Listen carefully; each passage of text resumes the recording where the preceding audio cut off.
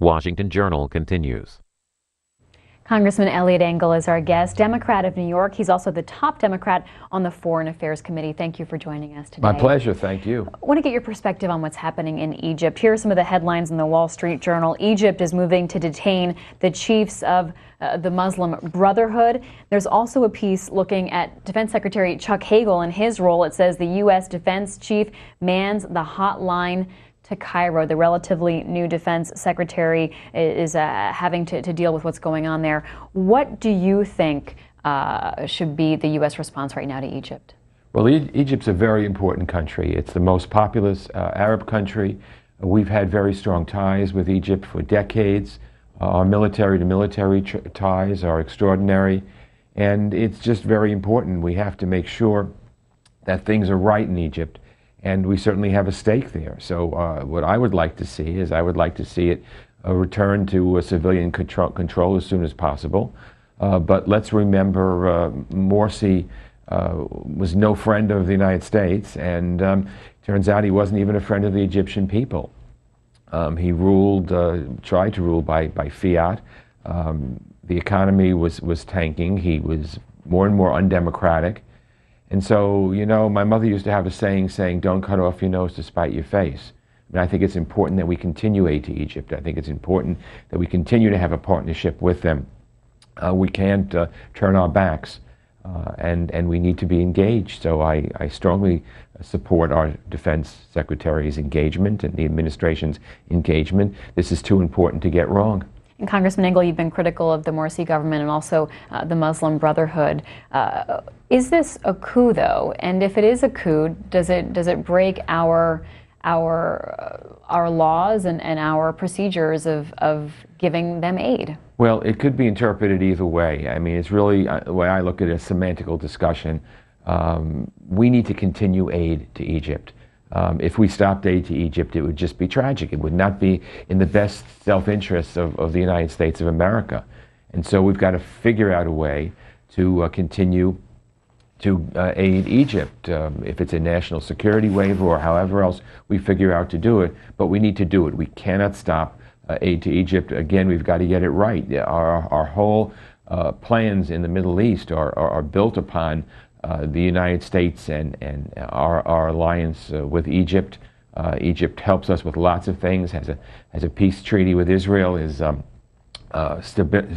voice for stability in the Middle East, and we have worked with the Egyptians for many, many years. So we have to continue. What was your reaction to the news story this week that at least 51 people were killed, more than 300 injured, when Egyptian soldiers and police clashed with Islamists? They fired on pro-Morsi forces and demonstrators. Well, anytime there's a loss of human life, it's a terrible thing. So I wasn't happy about it. No one should be happy about it, unfortunately. That's why I think the United States needs to be engaged, because we can help calm things down. You know, you don't know, we weren't there, we don't know what provoked it, we don't know who was wrong and who wasn't wrong. But I think that, you know, short-term things that happen really cannot allow us to take our eye off our long-term goals, and that is to have a stable Egypt, to have Egypt as a strategic partner of the United States, to continue close military-to-military ties. We've been doing those for years, and those are so important right now. And so I just think we need to work with the Egyptians, be their friend and ally, which we are, and continue aid flowing to Egypt. Congressman Eliot Engel is in his 13th term representing New York's 16th district, which includes Westchester and the Bronx. He's the vice chair of the Democratic Task Force on Homeland Security and the top Democrat on the Foreign Affairs Committee. Let's go to the phone lines. Calls are already coming in. Let's go to Middleton, who's in Ona, West Virginia, on our Democrats line. Good morning. Good morning, Libby. Hi, go ahead. Is it okay for me to make a comment on the health care law? I tried to get on with Brady, but I couldn't get on there. Congressman Engel can field that for you. Go ahead. Well, you know, when I retired from my job at 36 years, I didn't get no health insurance when I quit. They wouldn't give me none. So I was without health insurance until I turned 65. The company that I got now is my supplement on my Medicare. They turned me and my wife down 5 times because of pre-existing conditions. And now they are my supplement because I'm on Medicare. They automatically cover me now. And here he talks about they want to do away with the health care law. I can't believe it. He let him go out and try to buy some insurance. The insurance is a joke. You have to pay a great big deductible, or the insurance isn't worth a dime. And Milton, we saw this story in the New York Times this morning. Democrats are shrugging off delays and affirming their support for the health law. Congressman Engel, how big of a setback was it to see the Obama administration put on hold part of the Affordable Care Act last week? Well, let me first say I agree with the caller 100%. He's a poster child for why we need health care reform, and that is the purpose of this bill. There's been so many scare tactics about this bill, outright lies and distortions about the bill, that it's no wonder that people are scared, or people are questioning, or people really don't know. This gentleman who just called in is a perfect example of why we need national health care. Now, this is a big bill. There are going to be some kinks in the bill. We're going to have to address them as the bill unfolds. This has been true of any major legislation that's ever been passed by the Congress, whether it's the Civil Rights Acts of the 1960s, or Medicare, or Medicaid initially, or Social Security. We have to see how it goes and then tweak it. And that's, I think, what the administration was trying to do. People who are opposing it can't have it both ways. They talked about what a burden it would be to impose it on small businesses in 2014, and so the administration postpones it a year to address those charges, and then they criticize the administration for postponing it for a year. The fact of the matter is, we have almost 50 million Americans who are uninsured, cannot get insurance, cannot afford to get insurance.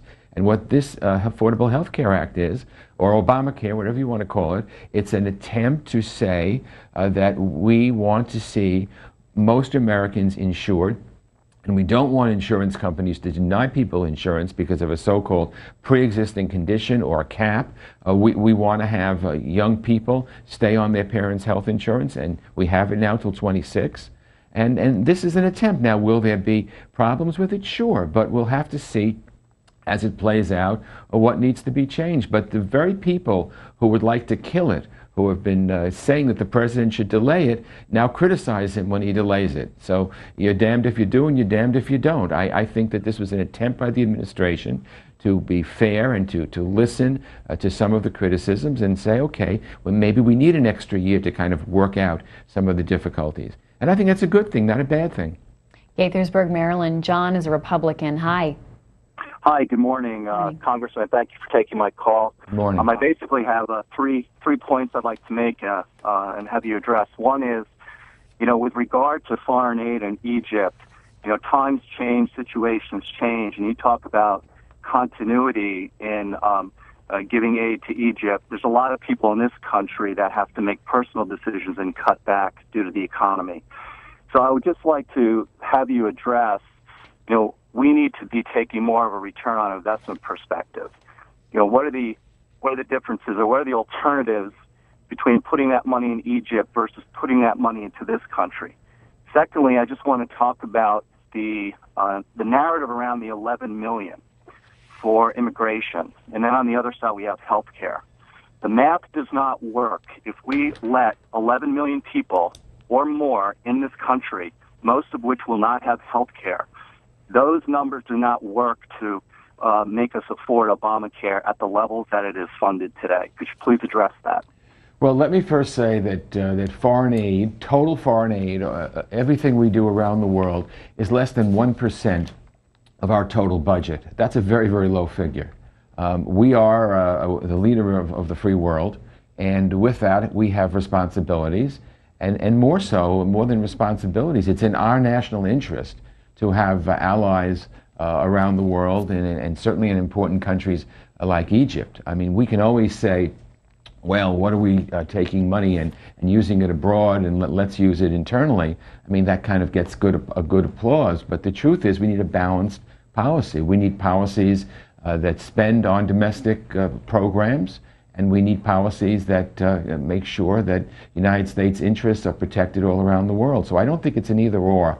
I think it has to be a balance, and I certainly don't think that less than 1% of our total budget in total foreign aid, not only Egypt, but of all the foreign aid we give, less than 1% of our budget, I don't think that's excessive at all.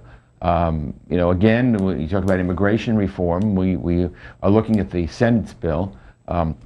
We don't know what the House is going to do. Speaker Boehner says that he's not going to allow the Senate bill to come up for a vote on the floor of the House, that the House is going to work its way and do its own bill. For me, the bottom line is this. We have 11 million undocumented people. They've been here for a while. They're not going back. We can either have them continue to live here, sort of on the sidelines of society, and make it miserable for them and their families and sort of pretend they're not here, but yet we use them to do jobs that nobody else wants to do. We'll go out into any suburb in the United States and take a look at who's taking care of people's lawns and doing things like that, and you'll know that it's among the 11 million who are undocumented. So I think we need to find a way to make these people become citizens. And I personally feel that the Senate bill is a good compromise. It beefs up border security. It makes people wait for 13 years before they can become citizens. And any problems, it says that they cannot get the health care under the Affordable Health Care Act. If we gave them health care, I guess people would complain, and if you don't give them health care, people complain. I think that we need to face reality, and that is, we need to beef up our borders and make sure that the mistakes we've made in the past don't happen. But I think the 11 million who are here and the dreamers who are kids who were brought here through no fault of their own when they were 1 or 2 and they've grown up as Americans, we should look to make them citizens and to give them a normal life. I think it's good for them, and I think it's good for the United States. Congressman Engel, Joy tweets in and follows up on the last Egypt phone call. If we send F-16s to Egypt and those are used to suppress demonstrators, do we become responsible? Well, I think that we have an obligation. Money just doesn't go, here it is, do whatever you want with it. I think that we have a responsibility to speak with our friends and allies in Egypt and tell them when we're concerned about things, and I think we're doing that. I don't want our money to go to oppress anybody. On the other hand, you can make a clear case that it was the Muslim Brotherhood in Morsi that was repressing his people and lots of others, that he didn't act in a democratic fashion. We have an interest there, so we have to weigh it. Nothing's black and white. They're all shades of gray. But I think that the bottom line is Egypt's an important country. We need to work with them. We need to hold their hand. We need to be friends and supporters. And we need to keep the close military-to-military ties that we have. And but when we think our friends, it's like your family. When you think your family's right, you tell them. When you think they're doing something wrong, you tell them too. But I don't think either of that should change our long-standing commitment to the alliance between Egypt and the United States. We'll go to Rapid City, South Dakota. Barbara, Independent Line. Hi. Good morning. Morning. I just wanted to ask the Representative Engel to maybe take a couple of suggestions back to Congress, maybe bring it up with the people in Congress. Number one, on immigration. Every time they talk about immigration, they only talk about Hispanics. We have immigrants from all over the world. We have immigrants from Africa. We have immigrants from the Middle East. We have immigrants from Europe. We have immigrants from Asia. We have all types of people in this country. When you're talking about immigration reform, talk about all of them, not just the Hispanics. It might make a difference on your immigration bill. There are more than just the Hispanic immigrants to consider. Number two, insurance companies. You want to change health care in this country? Make the insurance companies. We used to have monopoly and antitrust laws in this country. The insurance companies are exempt from trust laws. Make them non-exempt. Make them have to function under the trust laws and the monopoly laws of this country, and believe me, our health care system will change dramatically if you do that.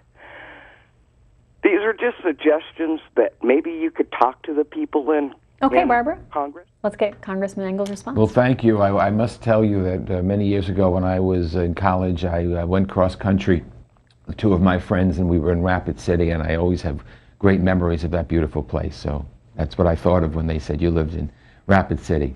Look, immigration, certainly you're right. It involves people from all over the world. Look, we are basically a nation of immigrants, unless you are an American Indian or a descendant.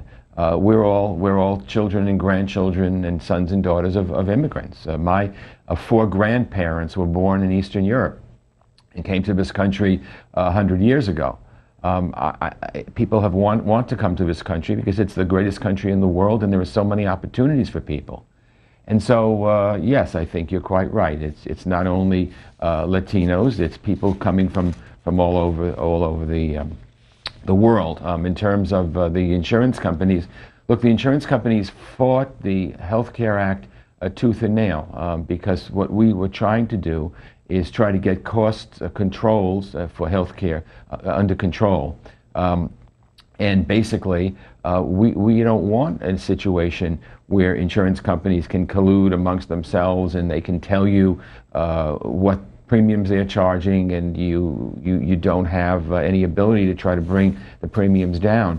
The whole purpose of the healthcare law was, first of all, to make sure that we didn't continue to have 50 million Americans that were uninsured, but also to try to bring down the costs and bring down the premiums. So that's what we're trying to do. It's going to take some work.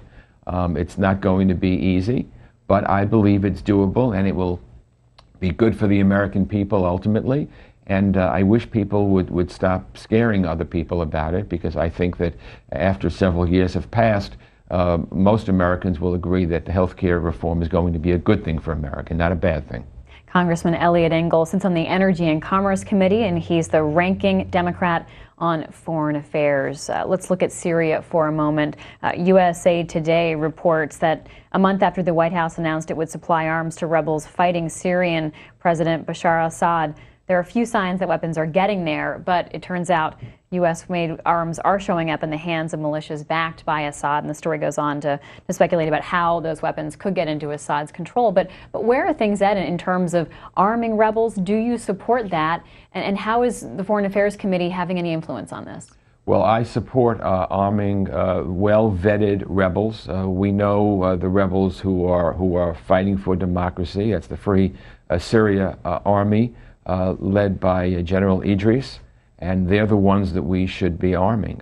I believe it's really important that we do that. I understand there's risk, certainly there's risk, but we are faced in Syria with all bad choices. There are no good choices. And what we have is, first of all, we have a humanitarian crisis there, and that's very important, that we try to step in and prevent that. Assad has murdered 100,000 of his own people. There are 2 million Syrian refugees in other countries, destabilizing them, Lebanon, Jordan, in the area. There are 7 million displaced Syrians within Syria. This is a humanitarian crisis. So that's a reason to get involved. The other reason to get involved is it's in the U.S. strategic interests. Who's backing the brutal regime of Assad in Syria? It's Iran and Hezbollah, a terrorist organization backed by Iran, terrorizing the people of Lebanon. And so what happens is the recent gains that Assad has had on the battlefield have all been Hezbollah troops. Iran is watching us very, very carefully. President Obama has rightfully said that he will not allow Iran to have a nuclear weapon under his watch.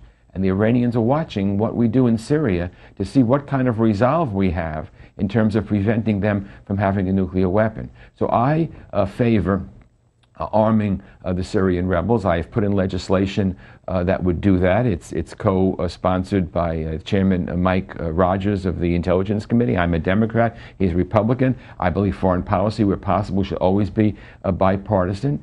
And yes, there are risks. I also think the administration needs to talk to to more committees in Congress about what they're doing, not just the Intelligence Committee, the Foreign Affairs Committee, the Armed Services Committee. There are other committees that really need to know, and I think the administration should do that. But I was glad when President Obama and the administration said that they were going to arm the rebels. I support them, and I think we should do it as soon as possible. Do you expect that to happen soon? We saw that the intelligence panels have cut off aid to the Syrian rebels by restricting funds. The exact nature of the restrictions is unknown because the committees voted privately on the basis of classified information. How held up is this?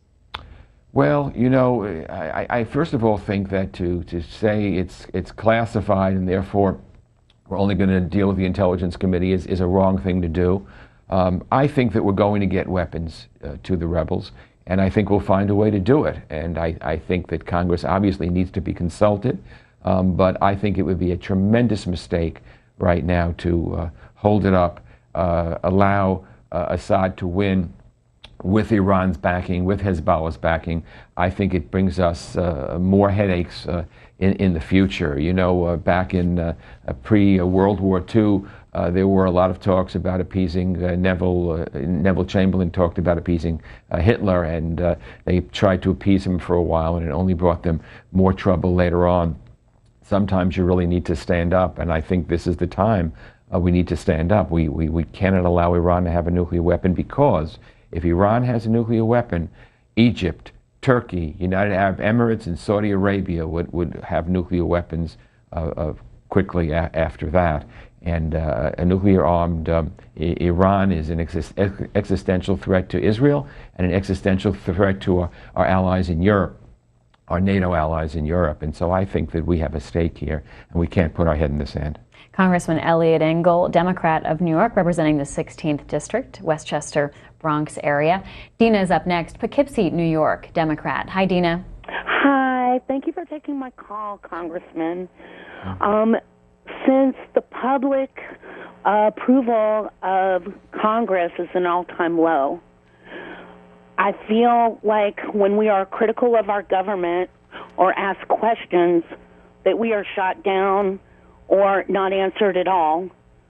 That being said, since Congress refuses to look at the overwhelming evidence that explosives destroyed Building 7 on 9/11, that's the third building not hit by a plane. Dina, where are you getting your information from? There have been peer-reviewed papers that are unrefuted. Well, I'll refute it. Go ahead, Congressman. That's not anything that I've ever heard or read on 9/11.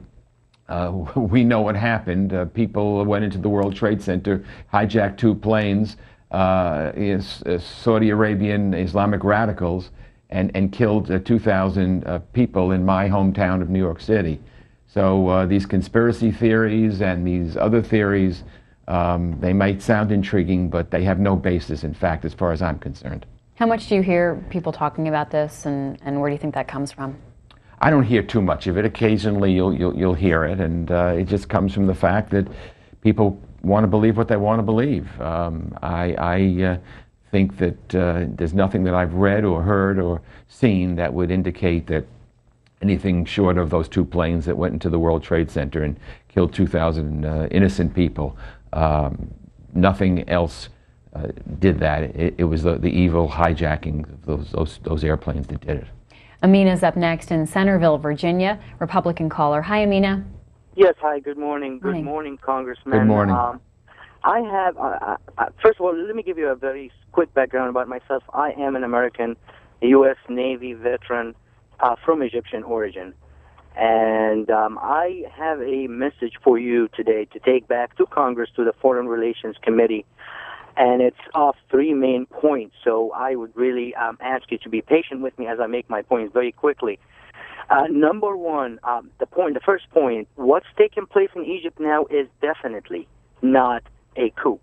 I do not understand where the media here, especially the CNN, are getting their facts from. But when you have at least 22 million people taken to the streets to get back their revolution, which was stolen by the Muslim Brotherhood, and these people asking the army or the military in Egypt to stand by their side this is not a coup. Now, the army was asked to stand by the side of these people for one simple reason, the fact that it's the only standing, properly functioning institution in Egypt now. The Muslim Brotherhood very quickly did an amazing work of dismantling all Egypt's institutions. They dismantled the police force effectively. They are leading a wild assault on judges and the law. They shoved the constitution that was just represented their interests down the throats of millions of Egyptians in a very quick period of time. So the Egyptians had only the army to ask for help, and the army did what they were supposed to do by taking the side of the people. So you have 22 million people taking the streets. This is not a coup, definitely. That's number one. Okay, make your next two questions or points quickly, Amina, just because we're running short on time. Sure, absolutely. The second message, the U.S. is losing a golden chance to fix its image in Egypt. The U.S. credibility has been shaken greatly by the Muslim Brotherhood, by the support of this administration to the Muslim Brotherhood. I understand they won the election, but the support that we gave them was too much. Okay, and your last point? And the last point is Ann Patterson, the U.S. ambassador to Egypt, needs to go because she's done a horrible job representing this nation in Egypt. She needs to go. Congressman Engel. Well, I agree with much of what you've said. Not everything, but I agree with much of what you've said. Again, I don't care whether we call it a coup or not. That's a semantical argument. I agree that we need to remain engaged in Egypt. I agree with what the caller said about Morsi and the Muslim Brotherhood destroying the democratic institutions of Egypt. And so I am generally sympathetic to what's happening in Egypt now. And I think, again, the United States needs to let the Egyptian people know that we're on their side, and we are constantly monitoring the situation and helping them. I think that, as I said before, the alliance between Egypt and the U.S. is an important alliance, and I think we need to do everything in the future to make sure that alliance is stable. It's good for Egypt, and it's good for the United States. And the Muslim Brotherhood, they weren't democratic, so I don't... this is for, of course, the people of Egypt to decide, not for Americans to decide, but personally, I don't shed any tear over the fact that Morsi and the Muslim Brotherhood are no longer in power in Egypt. Greg in Carrollton, Virginia, Independent Line. Hi. Good morning. Morning. Morning. My comment concerns that America should be the breadbasket of the world and not the arsenal. Foreign aid to Egypt and Syria should consist of sending them fruits and vegetables. Money can be spent on weapons, and you can't control where the money and weapons wind up. We should have learned this lesson in Afghanistan when shoulder-fired missiles were used against our own troops during Operation Enduring Freedom. The bottom line is you can't kill with fruits and vegetables. How about we combine the Farm Bill with foreign aid? For example, no subsidy should be given to farmers not to grow and harvest crops every year. Any vegetables and fruits should be given to recipients of SNAP. Also, once our citizens are fed, any excess fruits and vegetables should be sent overseas as foreign aid. Thank you. Well, I am also for food being sent abroad. I don't know if the gentleman knows that the United States is by far and away the leading supplier of food all around the world, even in countries with which we have contentious relations with, like North Korea. We are largely responsible for feeding people all around the world. And we just had an amendment, unfortunately, did not pass on the floor. It was my amendment, along with Chairman Royce, a bipartisan amendment, failed by just a few votes, to try to see that if the food we purchase to feed people abroad can be actually purchased within those countries. And so we think it'll help the economy of those countries as well, be much more efficient, be cheaper, and get more food to more starving people. So I think the United States does a good job in terms of feeding people. And again, you know, it's not an either-or situation. We're a leading power. Things are very, very complex. I wish we didn't have to do things in a military way, but unfortunately we do. That's not an either-or. We can help people with food, and we can also make sure that this country is strong and that we protect our people and we protect our allies. Fox News reports that House Republicans have dropped food stamps from massive farm bill. We expect to see a vote on this later on today. It says House Republican leaders are taking a risky step as they try to bring a massive farm bill back to the floor, dropping food stamps from the legislation in the face of Democratic opposition. Does this have a chance, and where does it go from here? Well, the bill that went crashing down on the floor, and you know, things don't usually crash down the floor. If the leadership doesn't have the votes, they usually pull it. Well, the Republican leadership, I guess they thought they had the votes, and last week or the week before, it came crashing down. We objected to the food stamp provision because they were cutting back on food stamps. It was just awful. We have a lot of people hurting in this country, and to be punitive to these people is just the absolute wrong thing to do. So if you pull food stamps out of the agriculture bill, then you determine whether or not you're funding things at adequate levels, and there are other sorts of considerations. I don't think there'll be much support on the Democratic side for the Farm Bill, because I think that the Farm Bill, the problem with the Farm Bill, the way the problem with most bills are, is they've been underfunded, programs are taken out that we feel strongly about. And the bottom line is this: we pass these appropriations bills, we never get our act together with them, and then we wind up putting everything in a whole continuing resolution.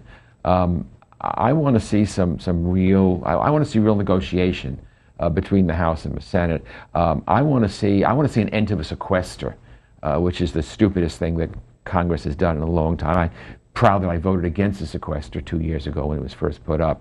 Congress ought to be making tough choices about what programs to cut, not have a one-size-fits-all with chopping every program with the same percentage with a meat cleaver. That's not why people sent us to Congress. They sent us to make the tough decisions, and we ought to make it. But it means that there's got to be give and take on both sides, and from what I've seen, we've got people in the House, the Tea Party Republicans, who refuse to compromise or negotiate. It's sort of my way or the highway. And that's why the approval rating of Congress is so low, because they think we don't get anything done. We can't agree on anything. We have to push towards the middle and find common ground. That's what the American people want us to do. Each side's got to give, each side's got to get. But we've got to do something, not just have a sequester that just murders all our programs, causes us to have low levels in appropriations bills, and it causes us to end programs that we know are helping kids, causing student loans to double and things like that.